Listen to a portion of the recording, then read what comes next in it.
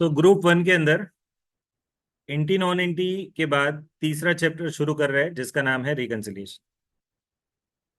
अब सबसे ज्यादा ये तीन चैप्टर के ग्रुप में अगर कोई पर्टिकुलर इंडिविजुअल चैप्टर में से क्वेश्चन आता है तो वो रिकंसिलिएशन में से आता है।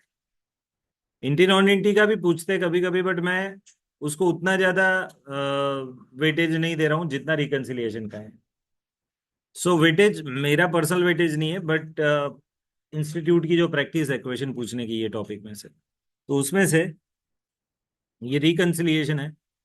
अबे ना, पहले तो आप समझ लो रिकंसिलिएशन हम जब भी बनाएंगे, ये एक्चुअली एसवाई में आपने थोड़ा पढ़ा हुआ है। सो ऐसा नहीं है कि आपको एकदम जीरो नॉलेज है।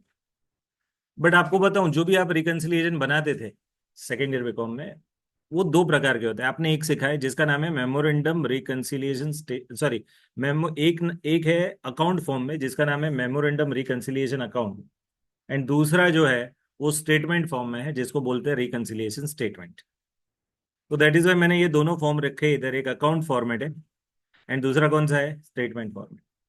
स्टेटमेंट में क्या होते हैं, कोई एक प्रॉफिट से शुरू करेंगे, सपोज कॉस्ट के प्रॉफिट से, तो कॉस्ट से तो आप one by one plus minus करते करते एंड पे पहुंचोगे। वो आपका क्या है, फाइनेंस का प्रॉफिट। एंड अगर फाइनेंस के प्रॉफिट से शुरू किया प्लस माइनस किया तो पहुंचे वो कॉस्ट का प्रॉफिट। दूसरी बात कि सपोज ये नहीं फॉलो करना है तो अकाउंट फॉर्मेट फॉलो करें।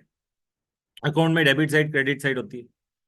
तो अगर सपोज आपका कॉस्ट कॉस्ट से शुरू करते हो और फाइनेंस पे अचीव करना है आपको, तो कॉस्ट में प्रॉफिट है तो क्रेडिट साइड पे by balance brought down, cost में लॉस है तो डेबिट साइड पे बाय बैलेंस ब्रॉट डाउन।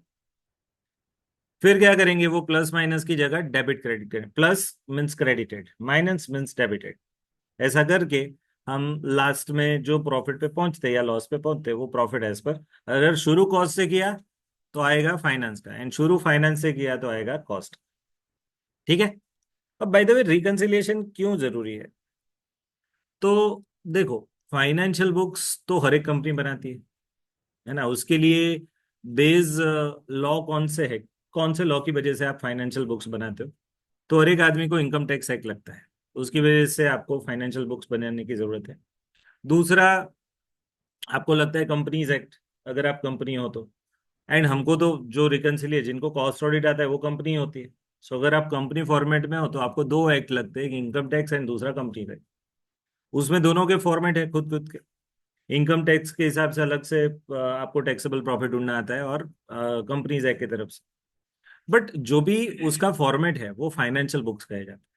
हमारे कॉस्टिंग का जो फॉर्मेट है वो कॉस्ट बुक कहे जाते हैं।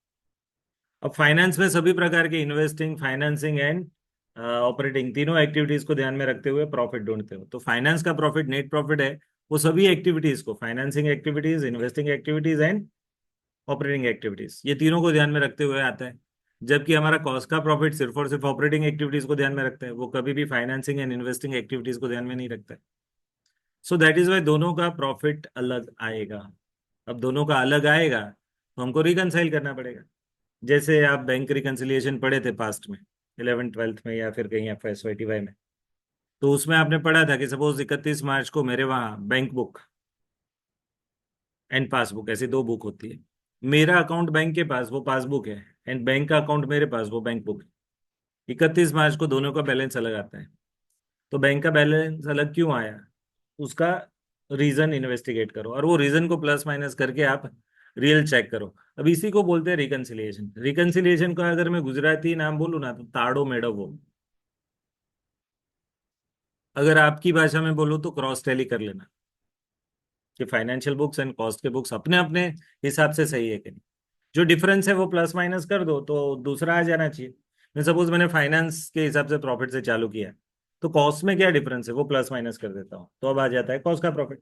एंड कॉस्ट के प्रॉफिट से शुरू किया तो फाइनेंस के हिसाब से जो प्लस माइनस करना है वो करके फिर आ जाता है वो हमारा फाइनेंस का प्रॉफिट। तो ये करना जरूरी है sir. Reconciliation is mandatory, yes, those companies who are making cost records, for them it is mandatory to have reconciliation. Sir ऐसा कहाँ लिखा है कि रिकंसिलिएशन मैंडेटरी है? तो उसके लिए मैं आपको है ना एक यात्रा कराता हूँ। यात्रा इन द सेंस कि देखो इधर,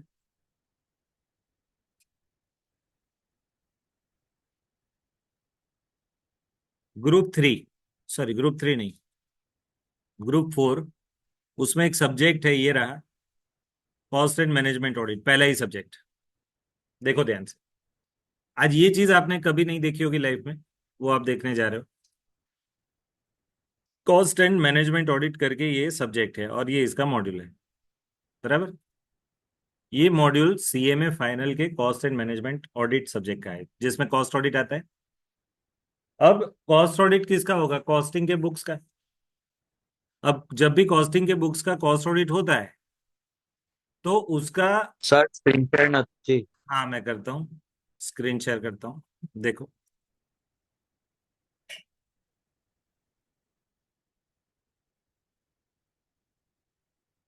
ये फाइनल, सॉरी, ये फाइनल का हमारा कॉस्ट ऑडिट का मॉड्यूल है। और उसमें अभी मैं इंडेक्स पे आता हूँ, आपको मैं वो अल्टीमेटली वो पेज पे भी ले जाऊंगा कि जहाँ एग्जैक्टली रिकंसिलिएशन की रिक्वायरमेंट कहाँ है वो मालूम पड़ेगी। तो देखो, ये उनका इंडेक्स है, उसमें cost records and audit rules, ये मॉड्यूल नंबर 2 है। उसके अंदर हमारे कॉस्ट रिकॉर्ड्स, उसका ऑडिट कैसे होगा और उसका फॉर्मेट क्या है, वो सब है, उसके रिलेटेड रूल्स है। अब इसके अंदर आगे के कुछ पेजेस में पूरा हमारा कॉस्ट ऑडिट रिपोर्ट, जिसको बोलते हैं CRA 3, क्या नाम है उसका? CRA 3। तो पूरा CRA 3 का फॉर्मेट है उसके अंदर।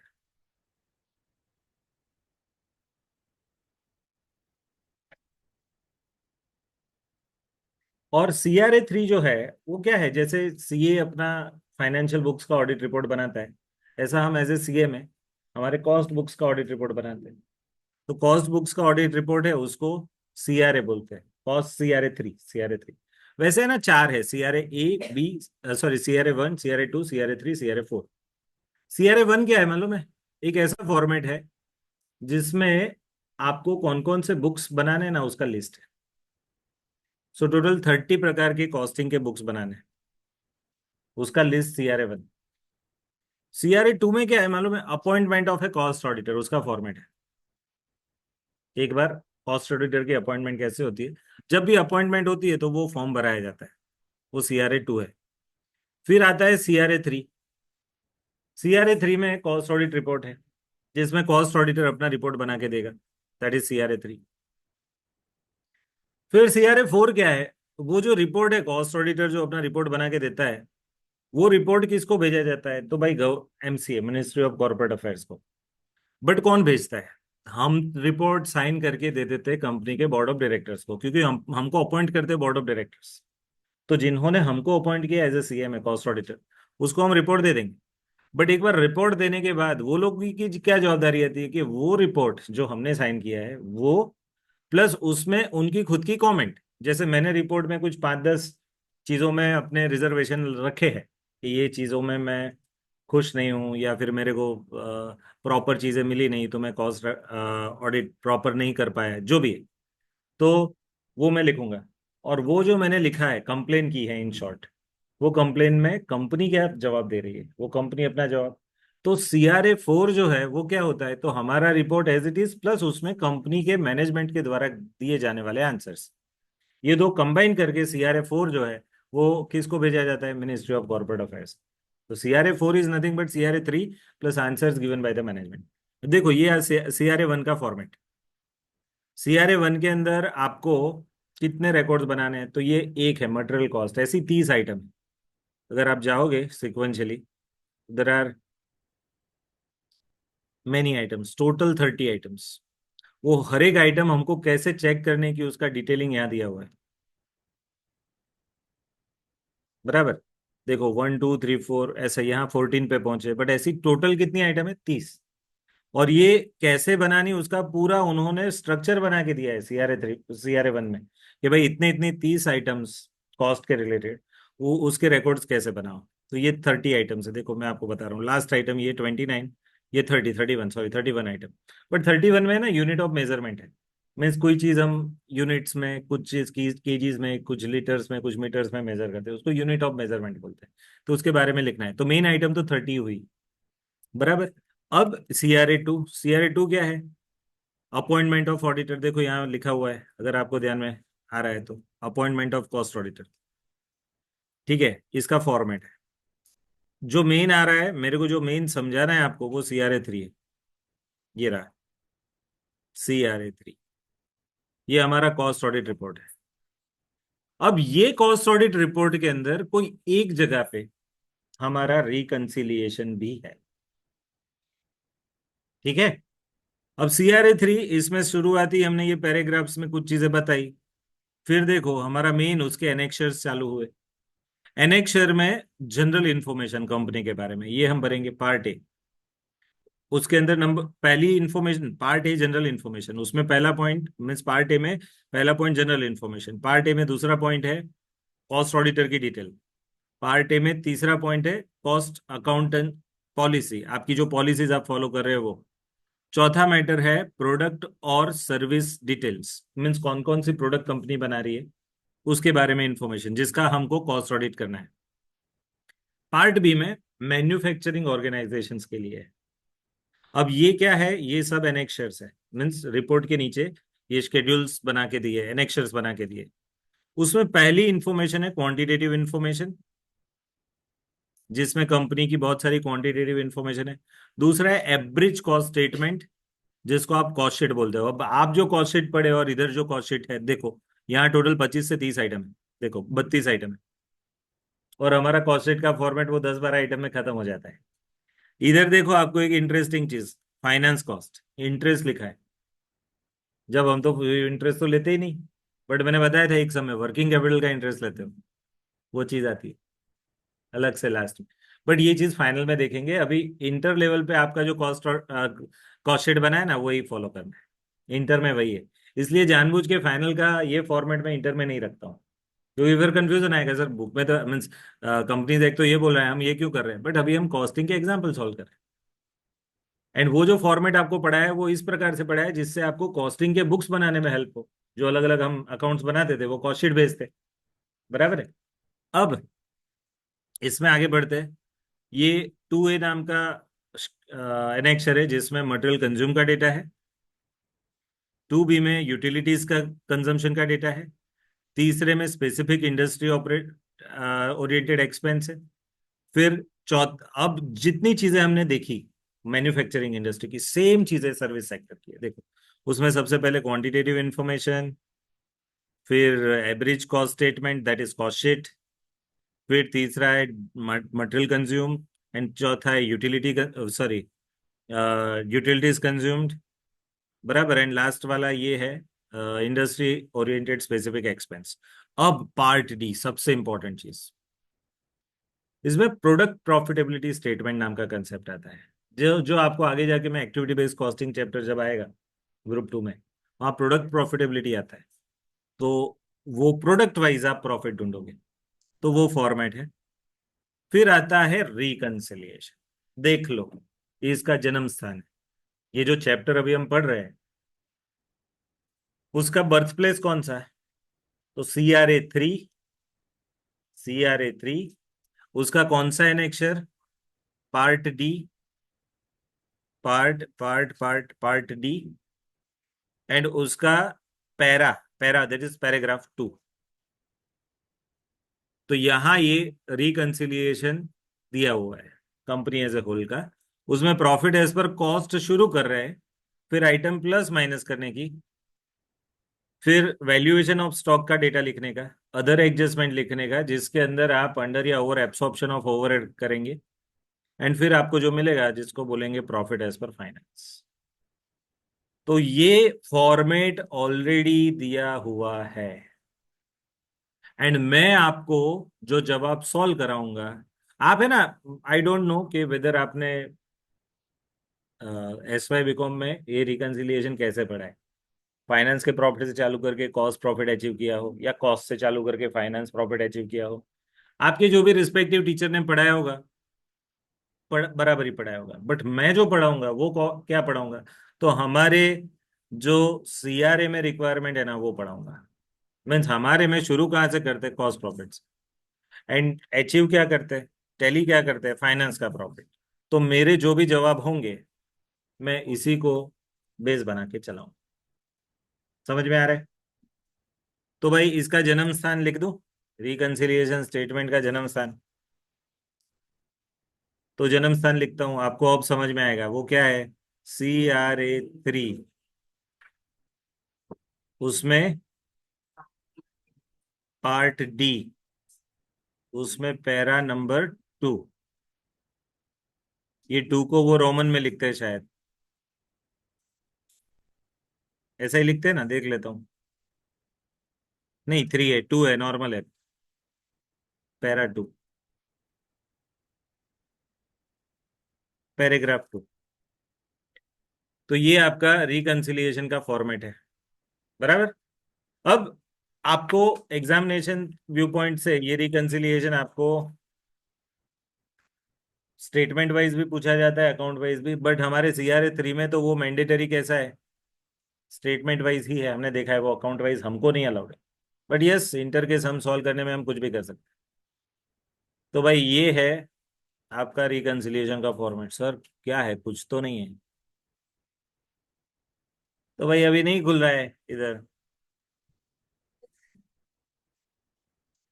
बराबर है, बट टेंशन नहीं है, ये बनाने वाला ही मैं हूँ। नहीं खुल रहा है तो मेरे को नहीं आता है ऐसा थोड़ा है, बराबर। एक्चुअली क्या है, ये मैंने कोई जगह से फाइल यहाँ कॉपी करके रखी है, और वो फॉर्मेट अभी ये कंप्यूटर चेंज होते हैं उसमें खुलता नहीं है। कोई बात नहीं, मैं अब आपके सामने ये रिकंसिलिएशन को अपने प्रकार से सॉल्व करके देता हूँ। तो देखो, आ जाओ रिकंसिलिएशन में।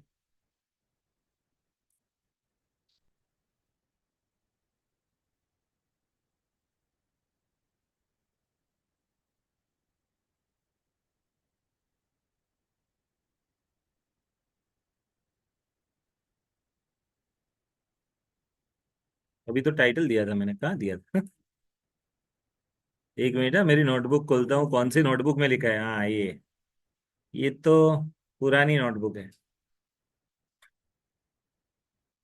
ये मेरे को पुरानी नोटबुक नहीं चाहिए। अभी रिसेंट वाली कौन सी चल रही है हमारी?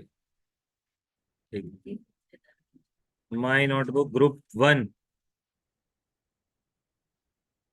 लास्ट वाली CMA ग्रुप 1। कोई जगह तो मैंने लिखा था, आई डोंट नो कहाँ लिखा था। चलो यहाँ ही लिख देता हूँ।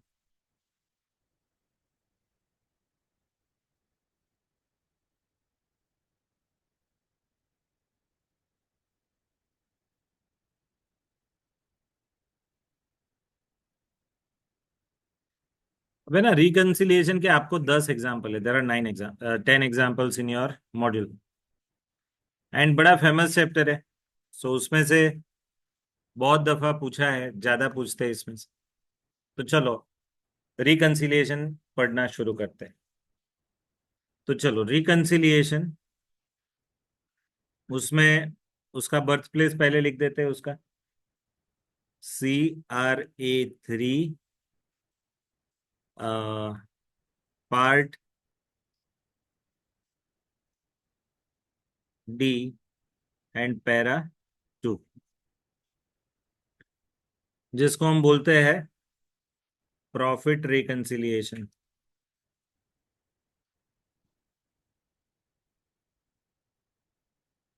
जब प्रॉफिट की बात आती है तो दो प्रॉफिट अलग होते हैं।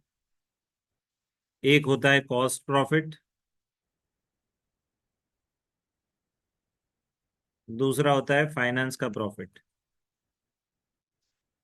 ये दो प्रॉफिट अलग क्यों होते हैं? क्योंकि इधर सिर्फ ओनली ऑपरेटिंग एक्टिविटीज।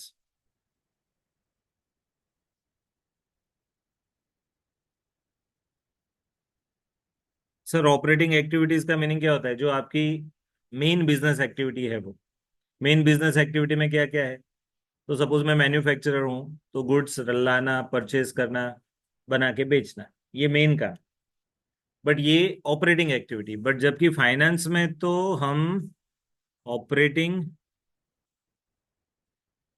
फाइनेंसिंग,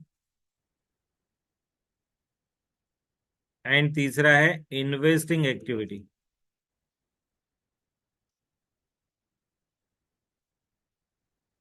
ये तीनों को ध्यान में लेते हैं। अबे ना थोड़ा आपको मेरे को समझाना है, आपको आइडिया है कि नहीं। ट्रेडिंग एंड पीएनएल बराबर है, सपोज ये अकाउंट है और ये बैलेंस शीट है जिसमें ये लायबिलिटी है, ये एसेट है, बराबर। ऐसा हमने 11th स्टैंडर्ड से पढ़ा है।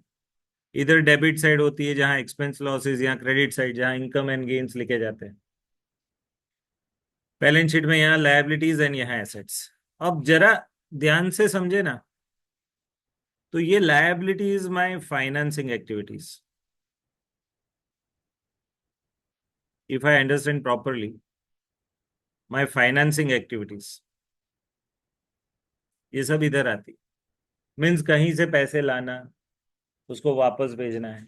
बट यस, उसको अगर एक्सपेंस आउट करना है तो वो पीएनएल में जाता है। जैसे इंटरेस्ट है पीएनएल में, डिविडेंड है पीएनएल अप्रोप्रिएशन में, बट वो आता है कहाँ, पीएनएल। उसकी एक इम्पैक्ट जाती है। बट मेन जो है वो पैसा लाना एंड पैसा वापस करना, वो है फाइनेंसिंग एक्टिविटी। शेयर्स इशू करो, डिबेंचर इशू करो, डिबेंचर रिडीम करो, प्रेफरेंस शेयर रिडीम करो, लोन लो, लोन रिपे करो, ये सभी चीजें फाइनेंसिंग एक्टिविटीज कही जाती है। दूसरा एक आता है एसेट साइड पे जिसको हम बोलते हैं इन्वेस्टिंग एक्टिविटी। इसमें क्या होता है, ये जो पैसे लाए आप, सबसे पहले बिजनेस शुरू करना है तो यू नीड अ मनी, तो मनी इधर फाइनेंसिंग से आता है।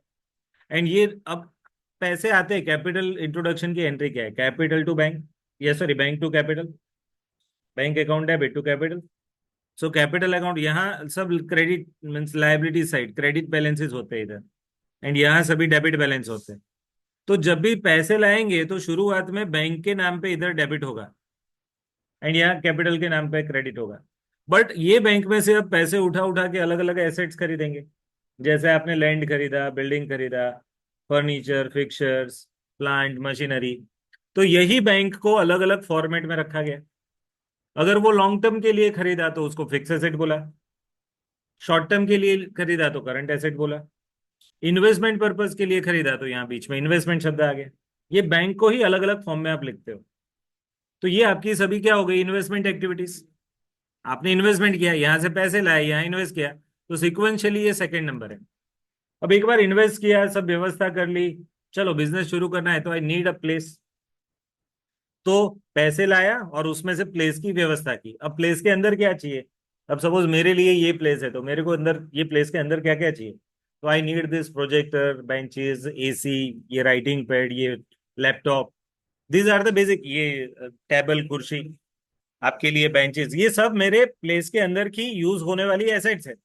तो सबसे पहले जो पैसे लाया, वो पैसों में से मैंने ये अरेंजमेंट करी। अब बिजनेस चालू होगा।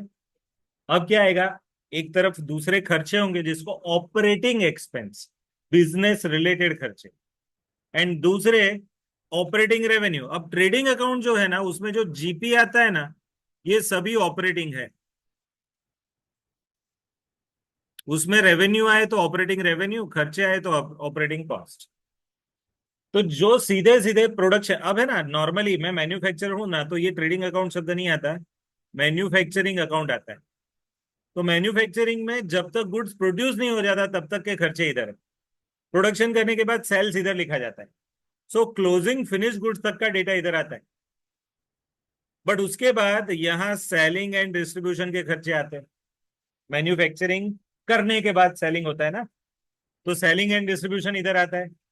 फिर कोई भी प्रकार का जिसको हम बोले इश्यू एक्सपेंस, या फिर टैक्सेशन की प्रोविजन, या preliminary expenses written off, goodwill written off, losses from sale of assets, ये सभी चीजें ना पीएनएल अकाउंट में लिखी जाती है। ये जो ऊपर था वो क्या था, मैन्युफैक्चरिंग अकाउंट या फिर ट्रेडिंग अकाउंट। अब एक चीज समझ लो कि हमारा कॉस्टिंग जो है ना, वो सिर्फ ये ट्रेडिंग के रिलेटेड चीजों को लिखता है, क्योंकि हमारा मेन बिजनेस पर्पज ही ये है। If I am a manufacturer and I am subject to this cost records, तो मेरा मेन काम है मैन्युफैक्चरिंग करने का, तो उसके रिलेटेड रेवेन्यू एंड उसके रिलेटेड खर्चे, तो पूरा कॉस्ट शीट है ना, इसके आजू बाजू ही घूम रहा है। अब कॉस्ट शीट का जो प्रॉफिट आएगा, उसमें कोई भी पीएनएल की चीज नहीं आएगी। इंटरेस्ट पेड आएगा कभी नो, क्योंकि वो पीएनएल में डेबिट करते हैं, वो ट्रेडिंग में या मैन्युफैक्चरिंग अकाउंट में थोड़ा डेबिट करते हैं। फिर सभी सेलिंग के खर्चे, पर्टिकुलरली मार्केटिंग वगैरह, अब सर वो तो हम करते हैं ना, हाँ वो चीज ले लेते हैं, उतना फ्रीडम हम लेते हैं, क्योंकि जो भी चीजें प्रोड्यूस करी उसको सेल भी करना, ये भी हमारा ऑब्जेक्टिव है। तो हमारे ऑब्जेक्टिव के लिए हम सेल्स का या मार्केटिंग का खर्चा करते हैं ना, वो भी कॉस्ट शीट में आता है। तो एग्जैक्ट पीएनएल हम नहीं ले रहे, बट मॉडिफाइड चीजें उसमें से जो हमारी मेन ऑपरेटिंग एक्टिविटी से खास जुड़ी हुई है, उतनी सभी चीजों को ले लेते। इवन रिसर्च डेवलपमेंट वो भी हम मैन्युफैक्चरिंग में ले लेते हैं, बराबर है। तो ये सभी खर्चे इधर आते हैं। तो आप समझ लो, अभी हम फाइनेंस के बुक्स में से, उसमें से अगर मेरे को कॉस्टिंग का डेटा अलग निकालना हो, तो अभी चलो, ये मेरी आंखें अभी देख रही है वो फाइनेंशियल बुक्स, अब ये चश्मे कॉस्टिंग के। अब मेरे को फाइनेंशियल बुक्स में क्या दिखेगा? कॉस्टिंग दिखेगा। समझ में आ रहा है? अब वो कॉस्टिंग का प्रॉफिट अलग है, फाइनेंस का अलग है। ऐसा करना है मेरे को, ये करा है तो फाइनेंस का प्रॉफिट, ये कॉस्टिंग का प्रॉफिट, मेरे को रिकनसाइल करना है। तो कॉस्ट के प्रॉफिट से शुरू करूंगा, एंड धीरे धीरे धीरे चश्मे निकाल दूंगा, फाइनेंस का प्रॉफिट आ जाए, बराबर है। तो यही चीज करनी है और हमको समझना है। तो आप समझ लो कि फाइनेंशियल बुक्स में ये सभी एक्टिविटीज लिखी जाती है, फाइनेंसिंग, इन्वेस्टिंग, ऑपरेटिंग, उसके साथ साथ सभी एक्स्ट्रा ऑर्डिनरी एक्टिविटीज लिखी जाती है, सभी प्रोविजंस लिखे जाते हैं, सभी लॉसेस एंड गेन्स लिखे जाते हैं। फाइनेंशियल बुक्स में तो सब कुछ आता है। कॉस्ट के बुक्स में कभी भी सेल ऑफ शेयर, उसमें से जो गेन आया है वो कभी आएगा? बैंक का इंटरेस्ट कभी भी हमारे कॉस्ट शीट में हम रेवेन्यू दिखाते हैं? नो। कोई भी रेंट पे प्रॉपर्टी थी, उसका रेंट जो मिल रहा है वो इन्वेस्टिंग एक्टिविटीज में से आया है, तो वो हम नहीं दिखाते। यहाँ सिर्फ और सिर्फ एक ही रेवेन्यू दिखाते हैं, सेल्स। दूसरा दिखाते हैं, वो है सेल ऑफ स्क्रैप, एंड वो भी as a recovery of cost, इसलिए वो रेवेन्यू बताते हैं, बाकी ये माइनस ही करते हैं हम। Sale of scrap of raw material कहाँ से माइनस करते हैं? वो रॉ मटेरियल कंज्यूम ढूंढते समय। Sale of scrap generated during production process कहाँ से माइनस करते हैं? वो जब हम फैक्ट्री कॉस्ट ढूंढते हैं उससे पहले। तो हम एक ही रेवेन्यू ध्यान में रहते हैं, उसका नाम है सेल्स, जो हमारी मेन रेवेन्यू है, जिसको हम बोलते हैं ऑपरेटिंग रेवेन्यू। एंड वो रेवेन्यू के रिलेटेड जितने भी खर्चे हैं, उतने ही खर्चे हम कॉस्ट शीट में लेते हैं। समझ में आ रहा है? ओके। तो भाई ये आपका रिकंसिलिएशन मैंडेटरी है। मैंडेटरी क्यों? रिकंसिलिएशन मैंडेटरी क्यों? क्योंकि CRA 3 में पार्ट डी में पैराग्राफ 2 में हमको ये रिकंसिलिएशन स्टेटमेंट बना के देना है। That is why it is mandatory. ठीक है, चलो। अब बनेगा तो सर उसका फॉर्मेट कैसा होगा? तो रिकंसिलिएशन आपको एग्जाम व्यू पॉइंट से मैं बताऊं, तो उसके फॉर्मेट में दो चीजें आती है, एक अकाउंट फॉर्मेट एंड दूसरा स्टेटमेंट फॉर्म। जो अकाउंट फॉर्मेट में रिकंसिलिएशन है उसका नाम क्या है मालूम है? मेमोरेंडम रिकंसिलिएशन अकाउंट, इसका नाम है मेमोरेंडम रिकंसिलिएशन अकाउंट।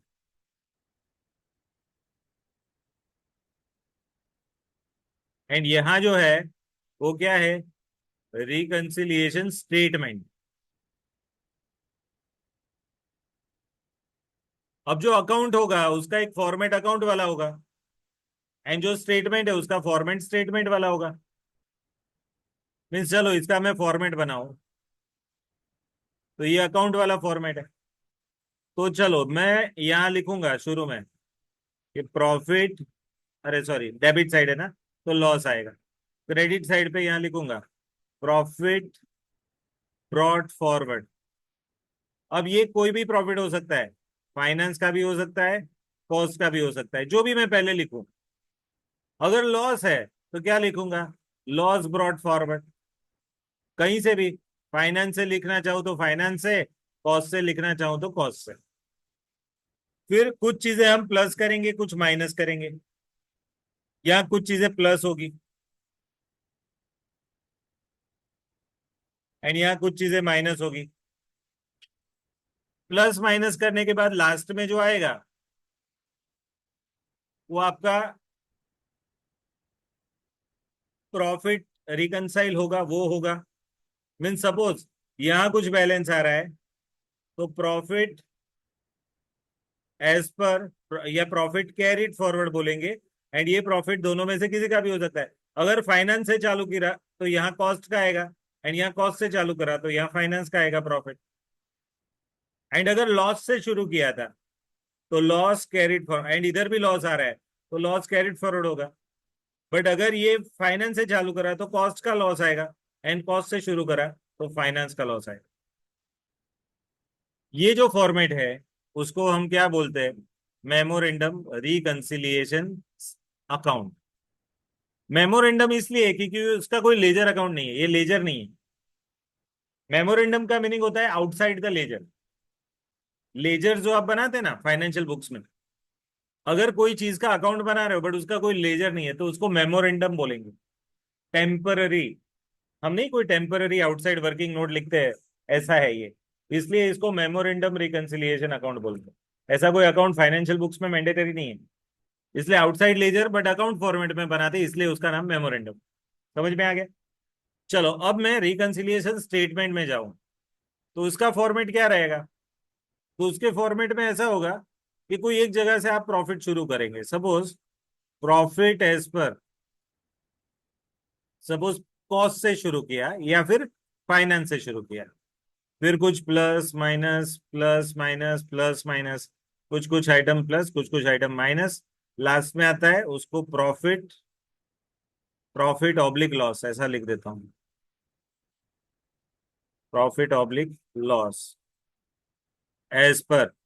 अब चलो कॉस्ट से शुरू किया तो आएगा फाइनेंस, एंड फाइनेंस से शुरू किया तो आएगा कॉस्ट। तो भाई ये है। अब हमारे बुक में मीन्स जो मैंडेटरी है एज पर अवर CRA 3, वो कौन सा फॉर्मेट मैंडेटरी है? तो स्टेटमेंट फॉर्मेट मैंडेटरी है। तो यहां मैं लिख देता हूं mandatory format as per CRA 3।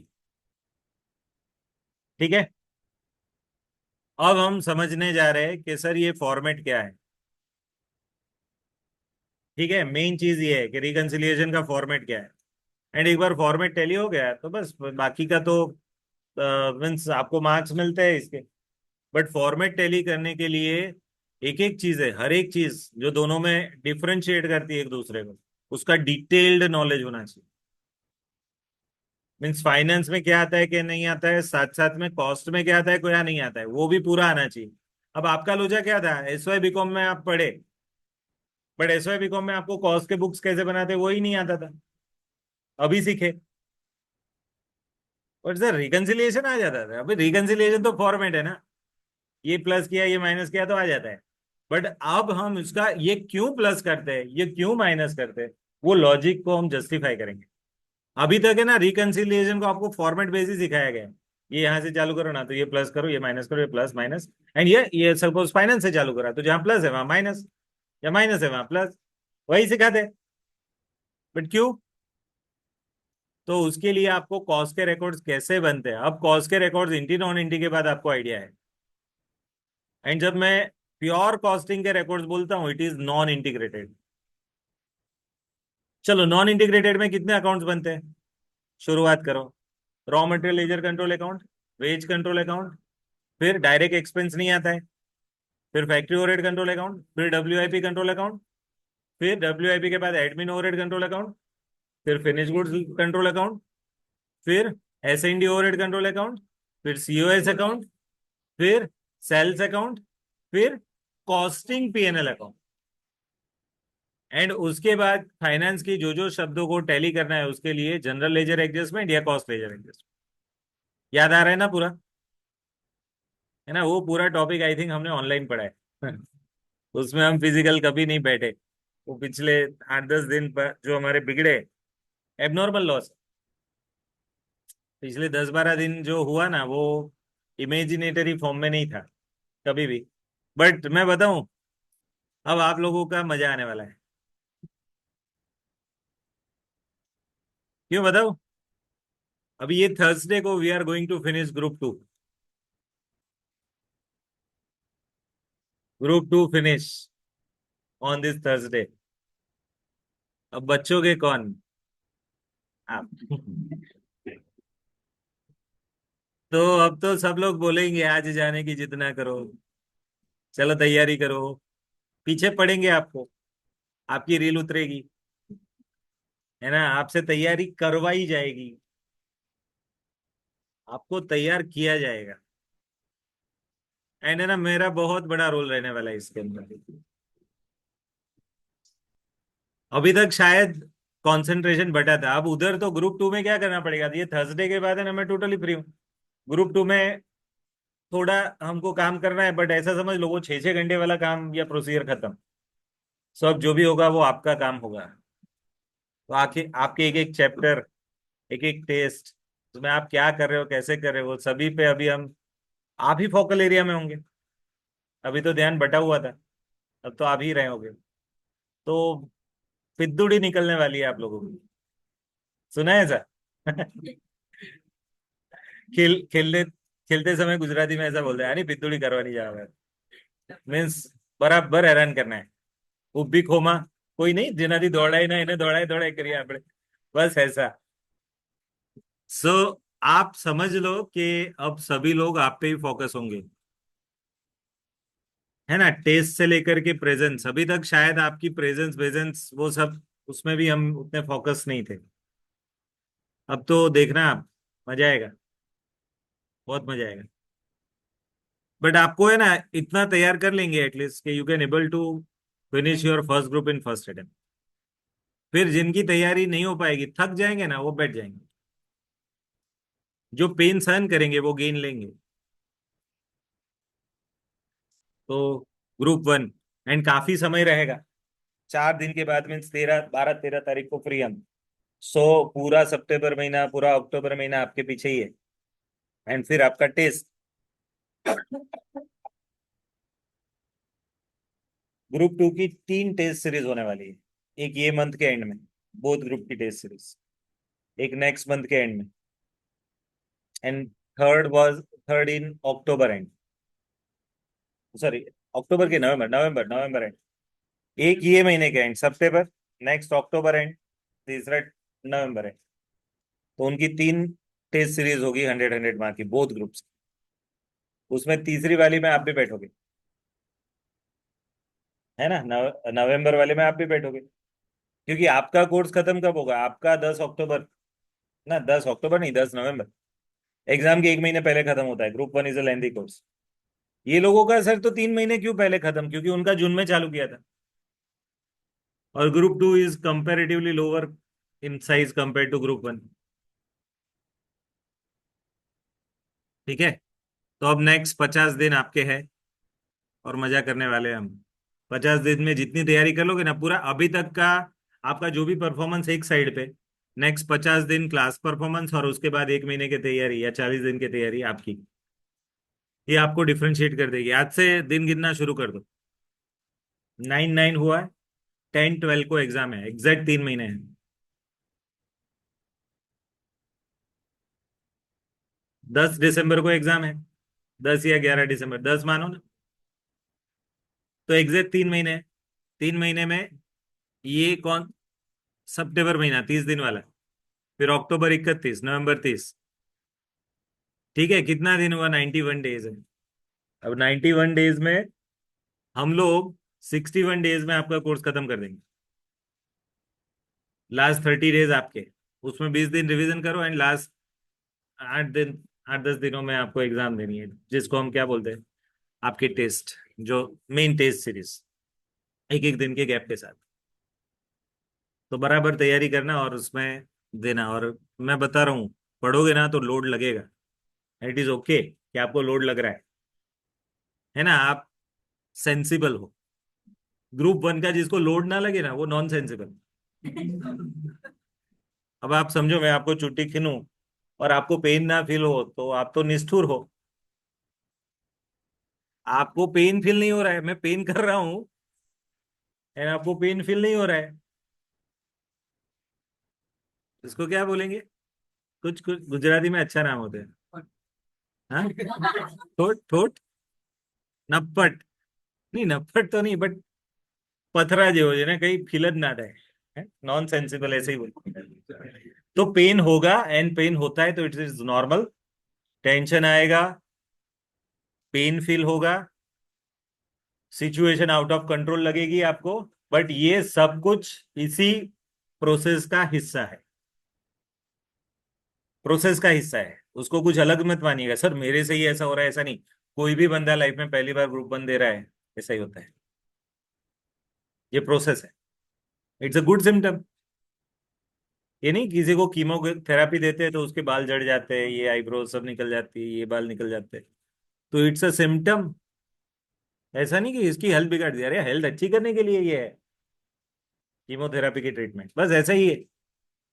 बराबर, तो ये याद रखना, और अब से टाइम वेस्ट करने की जगह टाइम को इन्वेस्ट करना शुरू कर दो। एंड मैं बताऊं, अभी ही डिस्ट्रैक्शन चालू होंगे लाइफ के। एक तो गणपति जी है, फिर नवरात्र आएगी, फिर दिवाली आएगी, है ना? और ये सब डिस्ट्रैक्शंस को आपको इग्नोर करना है। You have to focus like Eklavya. Focus like Arjun नहीं बोला मैंने,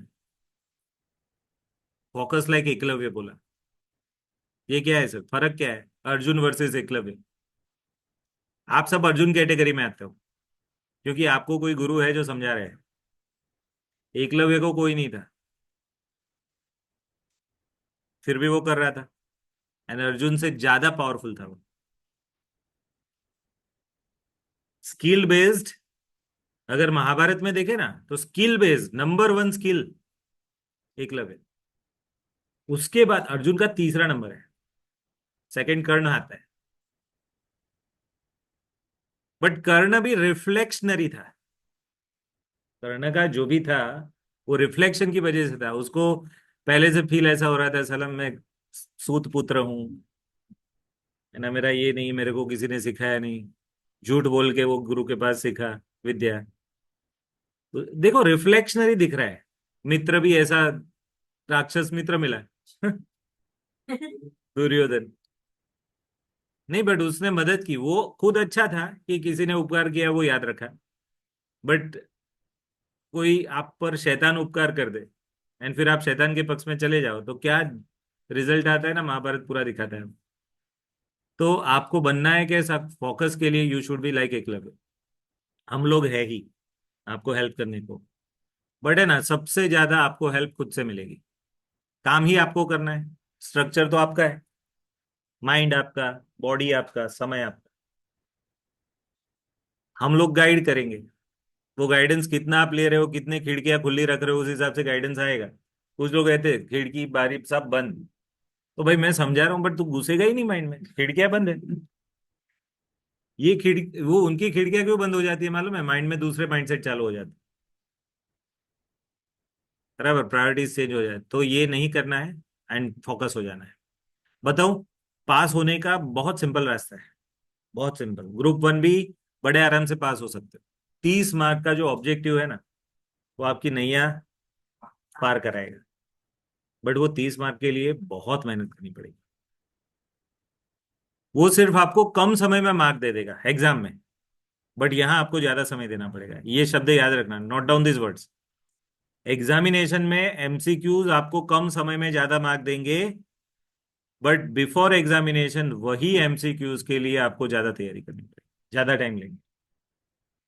अभी मैंने आपको एक पूरी एमसीक्यू की सीरीज जो नई है वो भेज दी।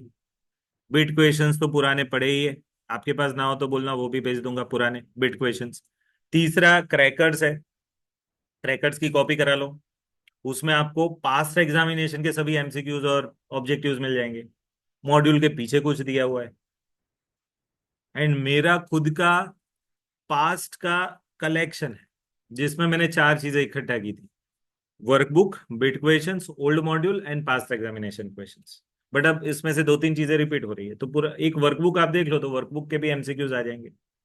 प्लस मॉडल टेस्ट पेपर्स वो लोग देते हैं, उसमें आप नए सिलेबस के जितने भी एमटीपीज है वो देख लो। इतने सोर्सेज में से एमसीक्यू देखो, याद रहा कि पहला सोर्स कौन सा, नए वाले एमसीक्यूज। दूसरा कौन सा, क्रैकर्स। तीसरा मॉड्यूल के पीछे। चौथा पुराने बिट क्वेश्चंस। पांचवा वर्कबुक। एंड छठे मॉडल टेस्ट पेपर्स। आप इस पे एकदम टूट पड़ो। तो 30 में से आप 24 25, 24 से 26 मार्क लेके आए ना, आपका जंग ग्रुप 1 का खत्म। क्योंकि 30 में से आप 24 या 26 पे हो। अब आपको 50 पे जाना है तो बाकी के 24 मार्क लाने हैं। 26 पे पहुंचे तो 24 लाने हैं, 24 पे पहुंचे तो 26 लाने हैं। अब 70 में से 26 नहीं आएंगे आपके, इतने निठल्ले हो आप। 70 में से 26 ना आए आपके, तो ढक्कन देना पड़ेगा मेरे को सभी को गिफ्ट में। डूबोगे नहीं बट साला फिल तो होना चाहिए, ये ढक्कन है, मैं कैसे जाऊंगा उसके अंदर। ढक्कन भर पानी में डूब मरो। तो हो ही जाएगा, कोई प्रॉब्लम नहीं। और उसमें भी चॉइस देंगे आपको कि किस सीक्वेंस में जाना है, class 1 chapters, class 2 chapters, class 3। और इसमें मेरे को कुछ बोलने की जरूरत नहीं, आप क्रैकर देखोगे मालूम पड़ जाएगा क्या ज्यादा पूछा जाता है कौन से चैप्टर्स में से, आपको खुद मालूम पड़ेगा। बट एक चीज याद रखना, जो लोग पास होने के लिए मेहनत करेंगे ना, उनको स्ट्रगल पास होने की होगी। जो लोग 70 या 80 मार्क्स लाने के लिए मेहनत करेंगे ना, उनको स्ट्रगल 70 या 80 की होगी, उनको पास की स्ट्रगल नहीं होगी। तो अपना सेल्फ रिस्पेक्ट या अपना ईगो कहो तो ईगो ऐसा रखो कि जिसमें pass is not your criteria, your criteria is 70 above या 80 अबो। आप समझ रहे हो? जो पास का सोच रहे हैं ना, सर 200 आ जाए ना बहुत है, वो 200 लाने में ही उसको दिक्कत है। जिसका टारगेट ही 80 का है, उसको स्ट्रगल 80 लाने में, उसको 50 लाने में स्ट्रगल नहीं है। तो इसीलिए बोला जाता है ना, एम हाई। निशान चुक माफ बट नहीं माफ नीचू निशान, है ना। तो सभी एक टारगेट सेट कर लो अपना। 80 लाना है सपोज, तो 80 के लिए क्या प्लानिंग है? तो 26 तो इधर से ही लाना है। मैं तो बोल रहा हूँ 30 का प्लानिंग रखो, सेल्फ रिस्पेक्ट है, ऑब्जेक्टिव में ही 30 आउट ऑफ 30। क्यों नहीं? 26 का भी क्यों प्लान करो, 30 में से 30। अब बाकी के 70 में से मेरे को 50 लाने हैं। इस तैयारी कैसे करने की? स्पीड होनी चाहिए, एक्यूरेसी होनी चाहिए, क्वेश्चन सिलेक्शन होना चाहिए, temperamentally you should be very sound. कि कोई भी पेपर आए, इतना डरावना पेपर आए फिर भी आप, और चलो उसमें 80 नहीं आए तो बाकी के में अब मैं 90 लाऊंगा। I want to manage 80। Target तो रखो 80 का, देखो तो सही क्या आता है। हमारा तो है ना टारगेट ही छोटा है। बारिश गिर रही हो और मैं रका भी लेके जाऊं तो कितना पानी भर के आऊंगा? या वाटकी लेके जाऊं तो वाटकी जितना ही पानी आएगा। बट अगर मैंने एक पूरा पॉन्ड बना दिया है, बारिश गिरी कितना पानी आएगा? मीन्स मेरा एब्सॉर्प्शन लिमिट को एक्सटेंड करते रहो। और उसके लिए एक ही रास्ता है, मेहनत। पूरे दिन में थकना नहीं है, बट थकान लगे, हाँ तो होती है, एक्सेप्ट करो और आगे बढ़ो। आपको मालूम है वो, एक बार मोहम्मद अली नाम सुना है, बॉक्सर नंबर 1। अब उसको अपने हाई टाइम पे ये आर्नोल्ड ने सवाल पूछा था। आर्नोल्ड भी 70s में फेमस था और वो उससे 10 साल पहले बॉक्सिंग का एक्सपर्ट था। तो आर्नोल्ड ने ना उसको पूछा, आर्नोल्ड या फिर आई थिंक सिल्वेस्टर स्टैलोन, दोनों में से किसी एक ने, किसी एक का सुना है मैंने। उसने मोहम्मद अली को पूछा कि भाई आप कितने सिटअप्स करते हो या कितना मीन्स पुशअप्स या सिटअप्स जो भी है, पुशअप्स शायद, दंड कितने मारते हो, ऐसा पूछा। तो उन्होंने बोला मैं काउंटिंग तब शुरू करता हूं जब पेन चालू हो। मीनिंग समझ रहे हो क्या है? कि सपोज 50 60 70 तक उसको पेन नहीं हो रहा है ना, तो 70 दिन तो वो गिनेगा ही नहीं। जब पेन चालू हो ना फिर वो गिनेगा। पेन होने के बाद में कितने दंड मार रहा हूं। अब इसको आप आज 50 60 साल के बाद भी उसके एग्जाम्पल्स या ये वर्डिंग्स को याद रख रहे हो, मोटिवेट हो रहे हो। क्यों? वो माइंडसेट था उसका। मीन्स जब तक पेन फील ना हो ना, तब तक तो काम करना ही, वो गिनना ही नहीं कितना घंटा पढ़े। आपका सही पढ़ाई कब चालू है? जब आपके वो थकान फील हो जाए, साला अब नहीं लग रहा है माइंड, अब मैं कितना लगा रहा हूं वो बताओ। वो जो समथिंग एक्स्ट्रा है ना आपका, कैपेसिटी एग्जॉस्ट होने के बाद कोई दूसरा बंदा क्या करेगा, काम छोड़ देगा, या कोई भी नॉर्मल बंदा काम छोड़ देगा।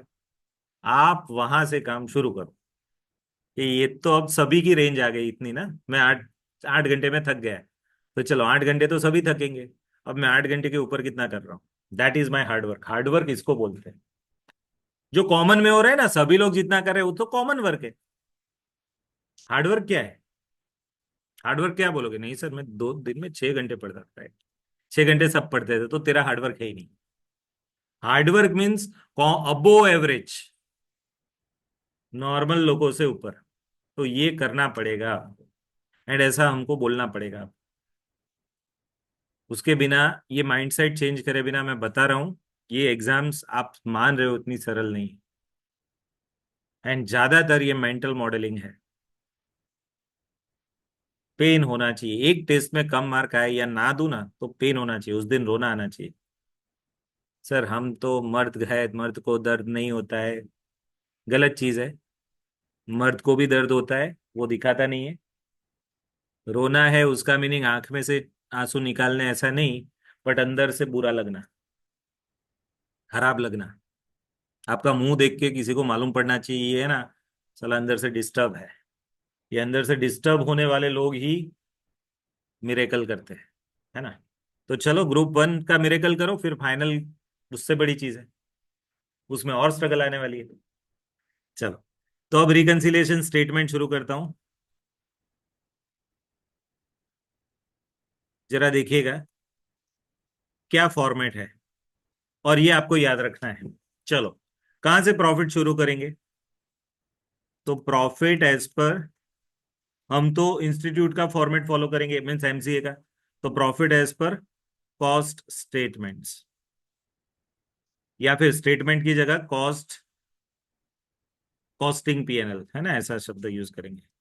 Profit as per costing PNL account, बराबर। या फिर प्रॉफिट एज पर, इसका और नाम है कॉस्ट शीट। हमारी कॉस्ट शीट है ना, एक प्रकार से कॉस्टिंग पीएनएल अकाउंट जैसा ही है, बट स्टेटमेंट फॉर्म में। तो चलो यहां से हम शुरू करेंगे। अब इसमें कुछ चीजें प्लस करनी है, कुछ चीजें माइनस करनी है, बस वही है। सो सर क्या प्लस करना है, क्या माइनस करना है? टोटल 4 आइटम आपको याद रखना, 4 ही आइटम। चलो मैं उसका नाम लिखता हूं ऐड, पहले प्लस करेंगे। टाइटल क्या है? आइटम्स क्रेडिटेड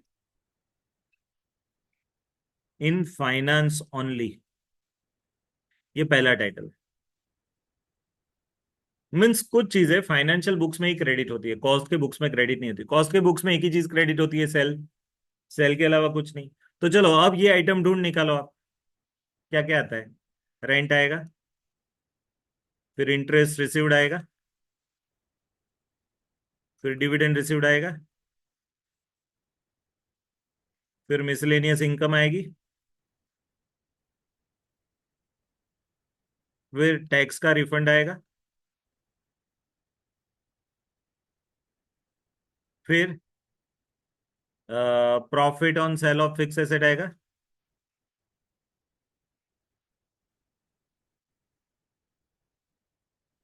फिर गेन ऑन इन्वेस्टमेंट आएगा। गेन ऑन इन्वेस्टमेंट मीन्स वो शेयर्स वगैरह में इन्वेस्ट किया हो और बेचा हो, तो लॉन्ग टर्म गेन या शॉर्ट टर्म गेन, वो वाला बोल रहा हूँ। तो interest, dividend received, rent received, tax refund, profit on sale of fix asset, gain on investment, फिर सब्सिडी ऑब्लिक ग्रांट रिसीव्ड, ये आएगा। ये सब चीजें ना फाइनेंशियल बुक्स में आप लिखते हो। एंड एक और चीज है, मिसलेनियस इनकम लिख दिया। चलो मोस्टली सभी चीजें आ गई, कुछ बचेगी तो वो आप ऐड कर देना। हाँ मैं लिख देता हूँ कुछ नाम, ट्रांसफर फी रिसीव्ड,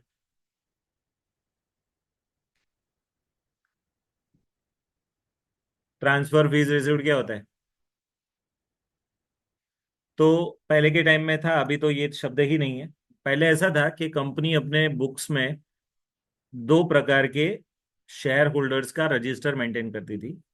एक फिजिकल फॉर्म में जिसके पास शेयर है उनका रजिस्टर, दूसरा सॉफ्ट फॉर्म में, दैट इज डिमेट फॉर्म में जिसके पास शेयर है उसका रजिस्टर।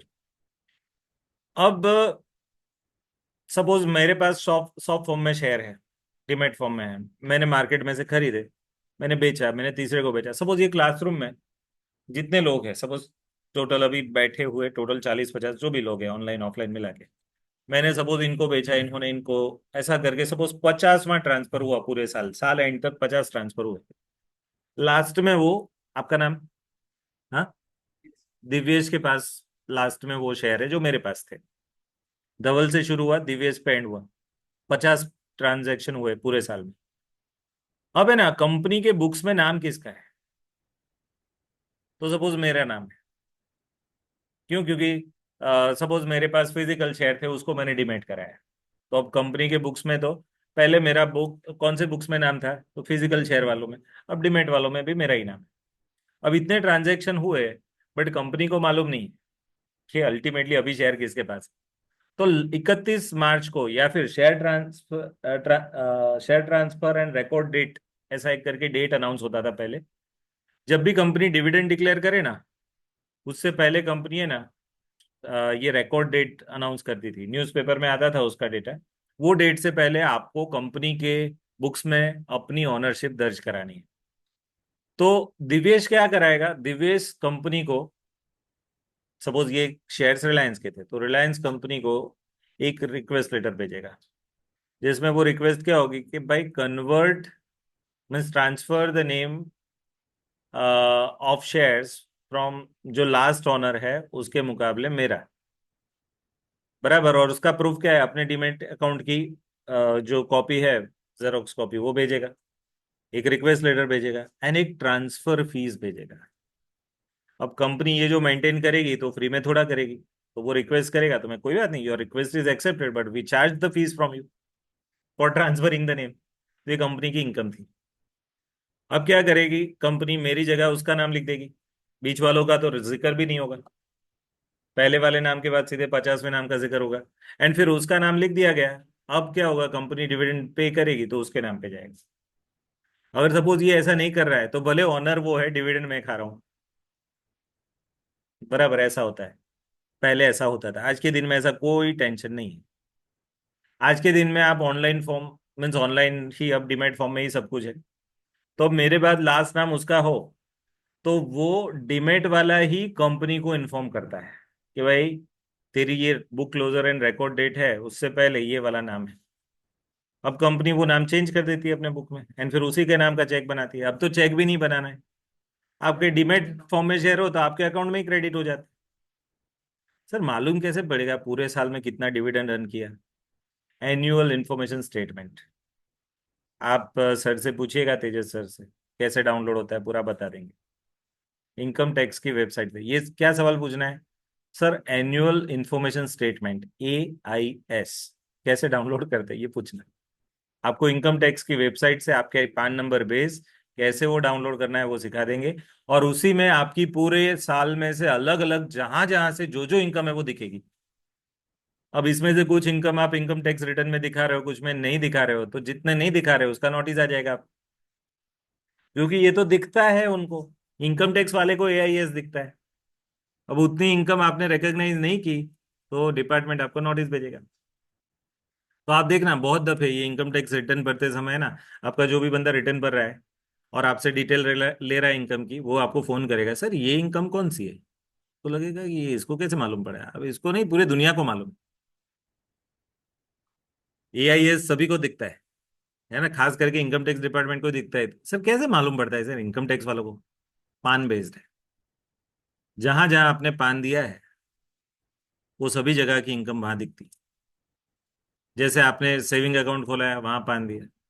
FD, FD भी पान लिंक होती है, अकाउंट लिंक होती है। आपने शेयर खरीदे तो डिमेट कराया, तो डिमेट में भी आपका पान है, बराबर। आप, इसमें तो इतनी इतनी चीजें हैं, म्यूचुअल फंड वो भी पान लिंक, जितने भी शेयर्स खरीदे बेचे वो भी पान के बिना इम्पॉसिबल है। आप ब्रोकर के वहां अकाउंट खोला हो अपना, तो पान तो देना ही पड़ेगा, मैंडेटरी। तो जहां पान बेच देना सब इनकम दिखती है। तो कभी भी आपको अब छुपाने का कोई ऑप्शन ही नहीं है। 20 से 25 विंडो है जो उन्होंने खुली रखी। एंड कुछ जगह पे आप इनकम ना दिखाओ ना तो खर्चे के एंगल से पकड़ लेंगे आपको। अब एक आदमी को नोटिस आया। क्या नोटिस आया मालूम है? 30 लाख के 35 लाख का घर खरीदा। अब सपोज आपका नाम बताओ। हाँ, मारुत। मारुत के नाम का सपोज। हाँ, मानव मानव मानव मानव के नाम का सपोज। मानव के नाम का कोई घर बुक हुआ, उसके पैन नंबर बेस्ड। अब 30 लाख के ऊपर है, कोई भी घर है, दस्तावेज के लिए 5 चाहिए। उसके नाम का दस्तावेज हुआ, 30-35 लाख का घर है। इनकम टैक्स में नियम है 30 लाख के ऊपर का घर हो तो जो दस्तावेज करने वाली जो सिस्टम है वो वाले इनकम टैक्स वाले को बताते हैं कि इसके नाम का 35 लाख का घर इस साल बुक हुआ है। आपने तो बताया नहीं, इनकम टैक्स वाले को मालूम पड़ा। अब इनकम टैक्स वाला देखेगा आप रिटर्न भर रहे हो ये पान का। अच्छा, वो वेट करेंगे, आप भर लो, फाइनेंशियल ईयर खत्म हो जाए, फिर असेसमेंट ईयर में आपकी बारी है, आपको दिखाना है। आपने नहीं दिखाया, अब इनकम टैक्स वाला देख रहा है एंड वेट कर रहा है कि तू रिटर्न में दिखा रहा है कि नहीं दिखा। नहीं दिखा मीन्स असेसमेंट ईयर कंप्लीट होने के बाद आपको नोटिस आएगी, भाई घर खरीदा, कहाँ से पैसे लाए, है ना। अब ये घर खरीदा, सपोज लोन है, वो बोला है सर मैंने लोन से लाया, लोन तो 14 लाख का है, 16 लाख कहाँ से आए? कहाँ से आए? आपने चेक से ही दिया होगा, कहाँ से लाए, किसने दिया? वो बोलेगा कि सर थे पैसे। कहाँ थे, कैसे थे, हमको तो बताया नहीं, है ना। डिपार्टमेंट वाले बोलेंगे हमको तो बताया नहीं पैसा, चलो बताओ। एंड फिर आपको वो सेक्शंस पढ़ाएंगे कि undisclosed income, and undisclosed income में कितनी पेनल्टी, है ना, थक जाओगे आप। तो कभी भी है ना एआईएस डाउनलोड करे बिना अपना रिटर्न फाइल नहीं करना है। आपके पेरेंट्स को भी एडवाइस करो, एंड अब तो आप टैक्स सीख रहे हो तो you should know this all, है ना। तो थोड़ा सीख लो एंड फिर लोगों को सिखाओ। सिखाओ मीन्स पैसे लेकर के सिखाओ, है ना। लोगों का रिटर्न भरो, ये सब काम करो। देखो यार तेरे इसमें दिख रहा है, मुझे वैसे दिख रहा है। कितने सारे लोग, मेरा एक कजिन था, उनका रिटर्न नंबर है, उसने एक इनकम नहीं दिखाई थी हमको। मेरी वाइफ पर ये तो उसने सीधा पूछा, भैया आपने ये बताया नहीं है, कमा रहे हो तो। जैसे तेरे को कैसे मालूम पड़ा? अरे सब कुछ दिखता है। नहीं यार, 26 एएस दिखता है। 26 एएस में है ना, पहले सिर्फ टीडीएस कटता ना, वो दिखता था। अब टीडीएस के अलावा का ये सब कुछ, इंटरेस्ट डिविडेंड, आपको कुछ काउंट करने की जरूरत नहीं, वो ही काउंट करके टोटल लगा के दे देते हैं आपको, सिर्फ फिगर वहां से उठानी है, अपने रिटर्न में लिखनी। बराबर। बट ये प्रैक्टिकली ये सब कैसे करना है सीख लेना। चलो, items credited in finance only, transfer fees समझा दिया मैंने आपको, अब आगे बढ़ू। चलो, अब दूसरी आइटम है लेस करनी है, कुछ प्लस करना है कुछ माइनस करना है। तो माइनस में क्या होता है? तो लेस। आइटम्स डेबिटेड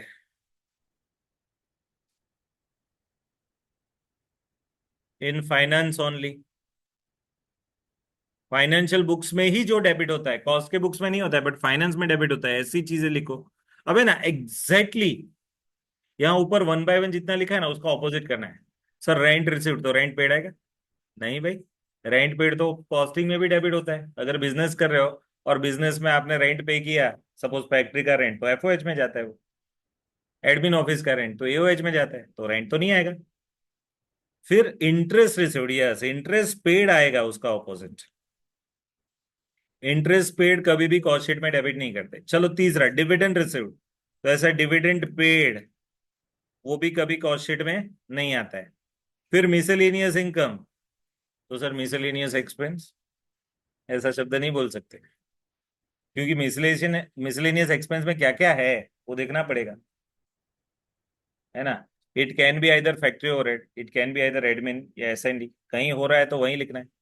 तो चलो फिर आगे, ट्रांसफर फीस रिसीव्ड, तो सर उल्टा लिखो ना, ट्रांसफर फीस पेड, ऐसा नहीं होता है, कंपनी ट्रांसफर फीस थोड़ी पेड करती है। आप समझ रहे हो? तो ये, तो सर अब ये टैक्स आ रहा है, टैक्स का रिफंड, तो tax paid, yes. Tax paid शब्द की जगह टैक्स पेड या टैक्स प्रोवाइडेड, ऐसा प्रोवाइडेड लिखो जिसको नथिंग बट प्रोविजन बोलते हैं। टैक्स की प्रोविजन करते हो ना इनकम टैक्स में, प्रोविजन ऑफ इनकम टैक्स, कोई भी प्रकार की प्रोविजन। अब इसके बेस पे एक शब्द आता है अदर प्रोविजंस। प्रोविजंस का मीनिंग क्या? प्रोविजंस का मीनिंग क्या, कि जो पैसे अभी साइड पे रख दिए क्योंकि भविष्य में ये खर्चा होना है, उसके लिए साइड पे रखा, खर्चे की provision, provision for depreciation, provision for so and so, कोई प्रोविजन नहीं चलेगी। रियल खर्चा है तो बोलो। एंड फिर वो कहाँ आ रहा है, वो देखो फैक्ट्री में, एडमिन में, असेंबली में। फिर चलो, फिर profit on sale of fix asset था ना ऊपर, उसका ऑपोजिट क्या है, loss on sale of fix asset. और है ना, मैं फिक्स एसेट की जगह एसेट लिखता हूँ क्योंकि एसेट्स के अलग अलग प्रकार है, सिर्फ फिक्स एसेट इधर लो ऐसा नहीं, कोई भी एसेट।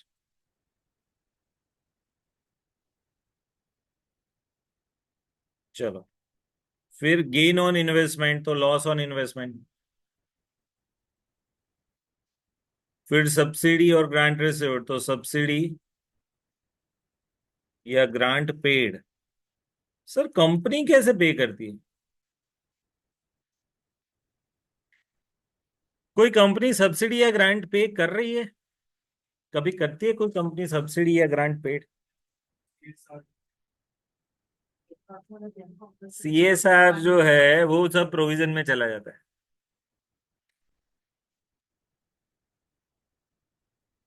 वो सब्सिडी या ग्रांट पेड ऐसा कुछ आएगा?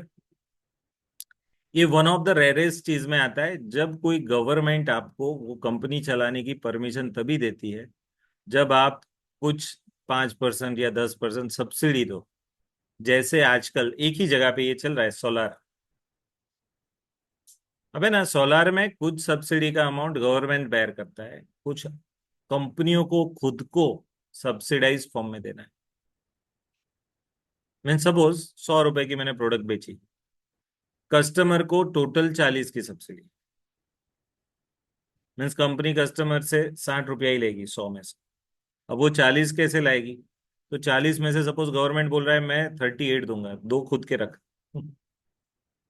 तो 38 क्या है?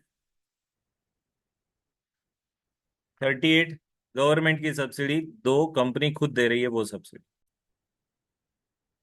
चलो, तो ये दूसरी चीज हो गई, items debited in finance only.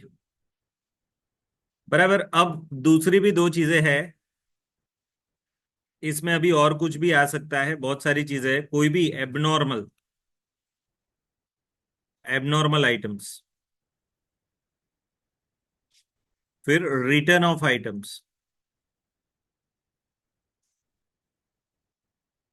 जैसे goodwill written of, preliminary expenses written of, फिर एबनॉर्मल लॉस, ऐसी कोई भी एबनॉर्मल आइटम्स। तो ये सब चीजें जो फाइनेंस में डेबिट होती है वो कॉस्ट में डेबिट नहीं होती, तो ये माइनस करना है। आई होप वी अंडरस्टैंड ये फर्स्ट टू। अब है ना, तीसरे एंड चौथे का मैं सिर्फ टाइटल लिखता हूं, उसका डिस्कशन हम कल करेंगे। इसमें प्लस माइनस है, under oblique over absorption of overheads. तो अंडर के लिए ना पहला शब्द है माइनस, एंड ओवर के लिए है प्लस, तो इसी सीक्वेंस से माइनस प्लस। बराबर है। अब ये क्या है, क्यों है, ये समझा दूंगा। फिर है प्लस और minus under oblique over valuation of opening oblique closing stock. अब ये स्टॉक के अंदर तीनों स्टॉक आ जाएंगे, raw material, WIP and finish goods. तीनों के opening stock and closing stock का under valuation and over valuation, ये चीज आएगी। बस इतना खत्म हो गया ना, हमारा रिकंसिलिएशन खत्म। सिर्फ चार आइटम। पहली, items credited in finance only, plus करनी है। Items debited in finance only, minus करनी है। Under oblique over absorption of overheads, under होगा तो माइनस करेंगे, ओवर होगा तो प्लस करेंगे। क्यों, कल समझेंगे। Under oblique over valuation of opening oblique closing stock. Stock में तीनों, raw material, WIP, finish goods, तीनों। तो उसकी भी इम्पैक्ट हम कल पढ़ेंगे, उसका भी एक चार्ट मैं आपको बना के दूंगा। ठीक है। तो यहां तक हमारा आज हुआ।